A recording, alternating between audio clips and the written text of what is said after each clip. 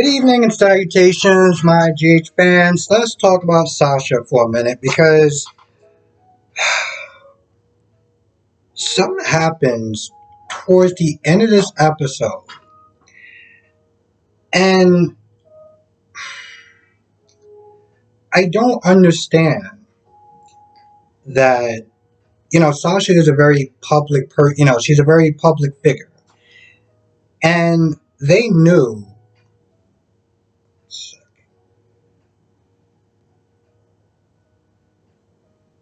they were going to be sitting there working with deception, working with Sasha and everything like that. And what I don't understand is towards the end of this episode, because here's the thing. In the beginning, Sasha's high. And, when it's time for her to start, I guess, like selling these products, whatever, online, they go to this whole interview thing in the beginning. She just freezes up. And at some point, Gladys calls because, I guess, first customer, whatever. And I guess hearing her voice kind of snapped her out of it, and she was able to roll with the punches and just kind of keep going. So she was able to sit there and turn around a very awkward interview. I was like, all right, go on her.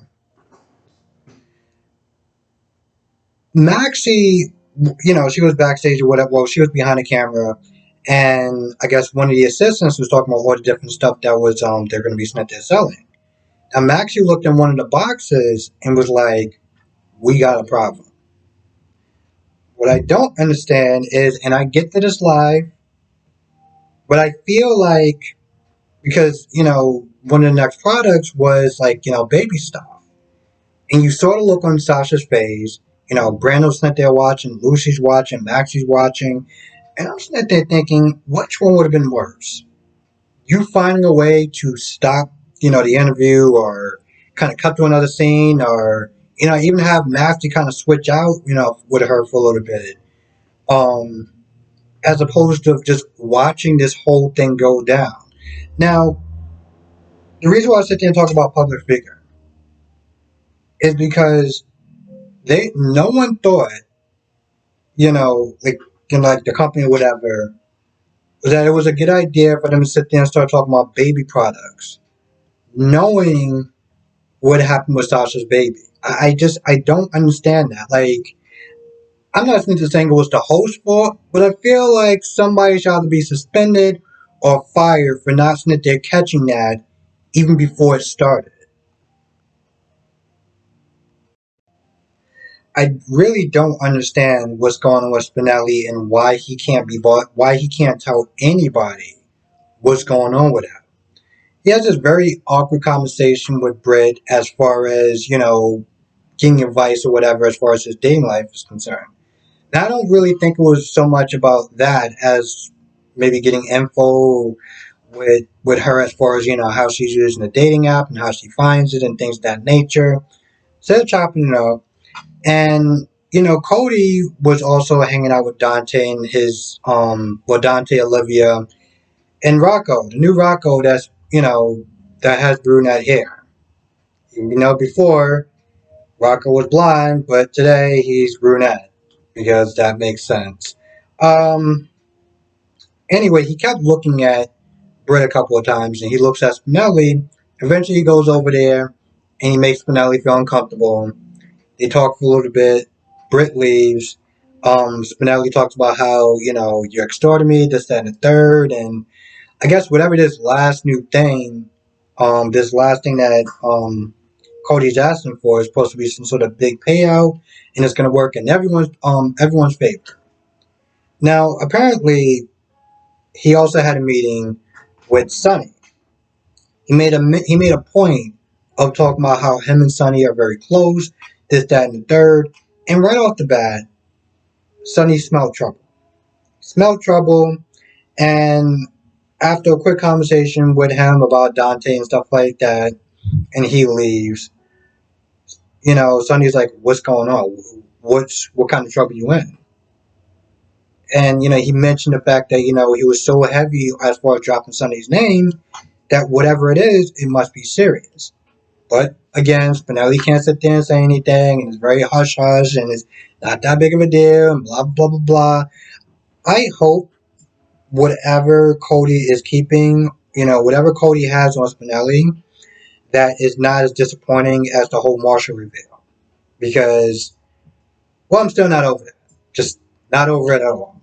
And I don't really understand the whole point of dropping the whole Erica Kane's name. Like, what was that about? Why are we still doing that for? Is there any sort of development as far as this whole new Pine Valley spinoff going on? Like, what's what's going on with that? Um, so while that's going on,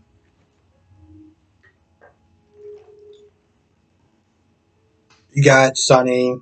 Even before then, Sonny wound up meeting up with Carly, and Olivia was like, "Why don't you tell Sonny about your whole situation, and maybe he's going to sit there and help out?" And Carly's like, "No, I don't want him to know." Well, Olivia's like, "He's going to find out sooner or later." But Carly's like, "Oh well, he won't find out today." Okay, but he's going to find out in a couple of weeks. So like, what's the difference? I don't understand. Like, why are you not going to sit there and tell him? And I feel like when Sonny does find out, which is actually going to be a lot sooner than later, let's say he found out weeks later on after everything happened. Not only is he going to sit there and give her the "I told you so" speech, but it's going to be a lot worse because she waited a lot longer to say anything. Um, so yeah, he winds up meeting up with Carly. Carly doesn't say anything. She's acting all very icy and cold or whatever. So, after that and meeting with Spinelli, he winds up meeting up with Nina. Nina found out some information. Well, Nina found out about Carly's situation because of Drew. Drew had a meeting with Nina, and bottom line, he wanted to sit there and sell Crimson. He wanted to sit there and sell it to her. He was like, you can sit there and be your own boss, this, that, and third, and this way you don't have to have anyone like, bothering you about your decisions and things of that nature. And since apparently she keeps talking about how she has autonomy over what she does. And Nina's like, yeah, that seems pretty nice, but there's something that's just kind of off about that. And of course, the fact that Drew is like, it's a time sensitive order. It's a time sensitive, business deal. But Drew forgot his briefcase, and when he winds up running into Olivia, they start talking about the whole Carly situation, about her big F up, and Nina overhears. So when Olivia leaves, Drew tries to use reverse psychology. He's all like, "Oh well, wouldn't it really stick it to Carly to sit there and kind of help her out or whatever?" Um, which it would, but what would really stick it to Carly? Buying half of her hotel. That would really stick it to Carly. And seeing all the smoke that Carly has been giving Nina, I would find it very appropriate and very hilarious to see that play out. And I have a funny feeling that there's a possibility that it could play out. I don't know how it would. Seeing how Nina already does Crimson and things of that nature, and that seems like a full-time job in itself. On top of running on top of co-owning a hotel, seems like a lot. Um, but I feel like Nina could pull it off, and I feel like it would be very hilarious to sit there and watch. Because as much as I do not like Nina, I would just find the whole thing funny to sit there and see the look on Carly's face. So Cam and Spencer are going along with this foolish errand, this stupid plan, whatever you want to sit there and call it. And Cam's job is to sit there and get a sample from Carly. And Spencer is gonna say, well, I really thought that Cam's job was to get it from Jocelyn, and maybe I don't know. Anyway, however it happens, you got a bunch of people that's getting shoved in the pool because Spencer Well, maybe that was part of the plan. I have no idea. This whole plan is stupid anyway. But Cam was able to get the sample from Carly, and Spencer was able to get the sample from Jocelyn. So with that being said, after everyone is practically pushed into the pool,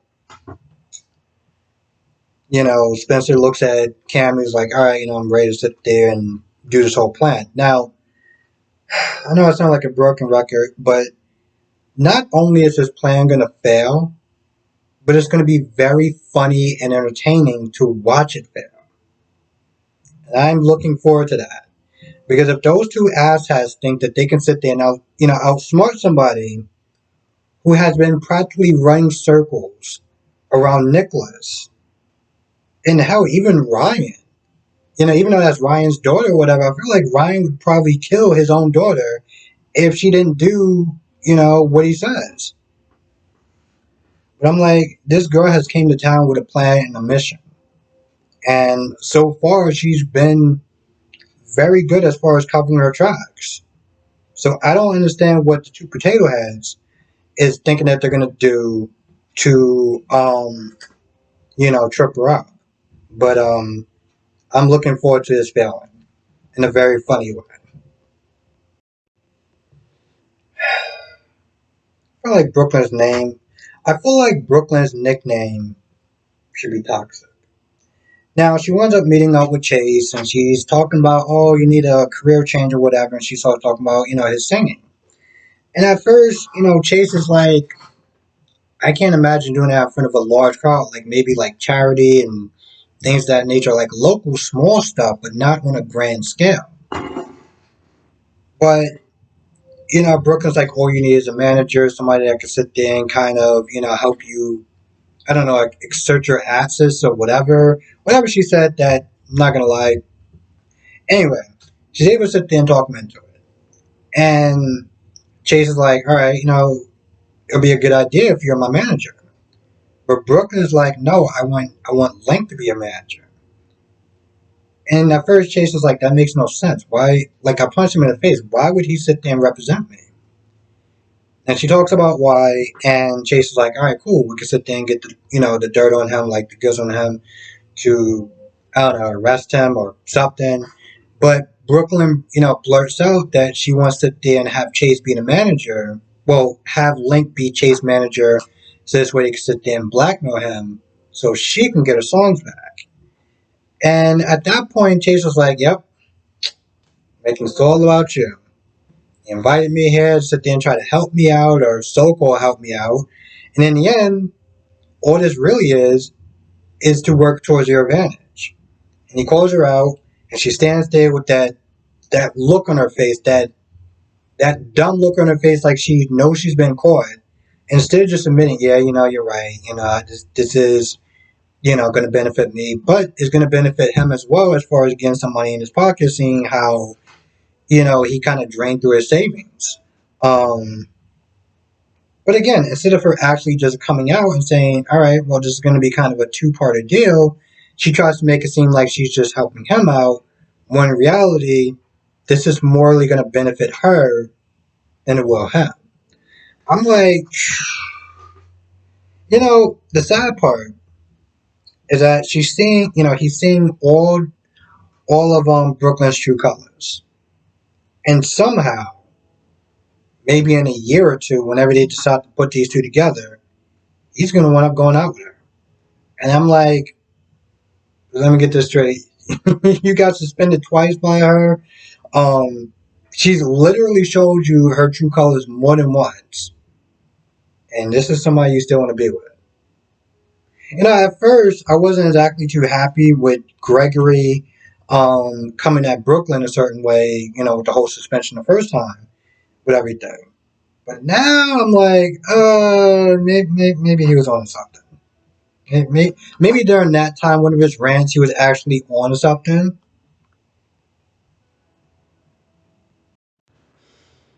I feel like that's about it. I also did this like about 3 or 4 times. I don't know. I didn't like the way it came out the first couple of times, and I couldn't tell if it was me or it was the episode. And I was like, you know what? Like, if I don't feel 100% about something, then I'm just not going to put it out. Because, again, the one thing that my friend has said to me was about not getting complacent. Since I'm always trying to do whatever I can to improve these reviews and just to kind of just be better in general, I feel that the people that watch my channel deserve nothing but the best, and I'm always going to sit there and try to do that. So if I actually missed anything, I really do apologize, but I think for the most part, I kind of got everything. Yeah, so with that being said, I'm going to go. I want to thank you for watching. Be safe. Let me know your thoughts in the comment section below, and I'll see you in the next video.